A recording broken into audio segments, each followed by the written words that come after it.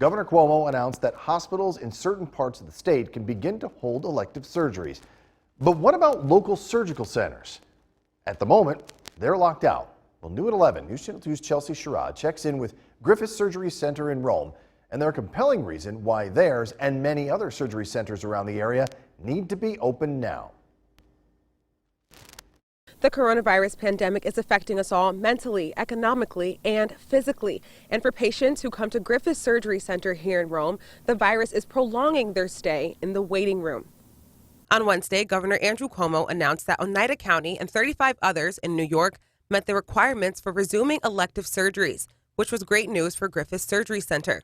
Until the next morning, when the state clarified that only surgery centers that operated under the license of a hospital can perform these surgeries. That was pretty painful discovery, we feel it was sort of arbitrary.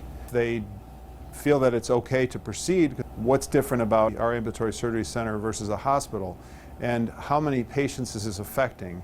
And it's thousands. Griffiss performs about 40 to 70 surgeries per day and is the only eye surgery facility in the region.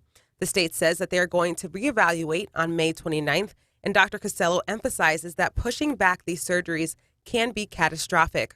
So these are medically necessary procedures. They're called elective because they're not emergent to save a life, limb, or organ, but they're absolutely medically necessary procedures. So this is pretty devastating to the patients and their families, and it can create a lot of comorbidities, other diseases, and certainly progression of the disease they're waiting to have fixed. The surgery center is currently only treating emergency cases and is taking the necessary precautions to prevent the spread of coronavirus, like having patients wait in their cars instead of in the waiting room and taking their temperatures as they come in. But most importantly, we're testing them for active infection before they come in, a day ahead of time. You know, I'm hoping that at the state level, they kind of rethink that decision and they let us get these patients in who are really desperate. Dr. Costello has reached out to Senator Joe Griffo and expressed their desires to reopen the center in hopes that he can take care of his patients. Reporting from Rome, I'm Chelsea Sherrod, News Channel 2.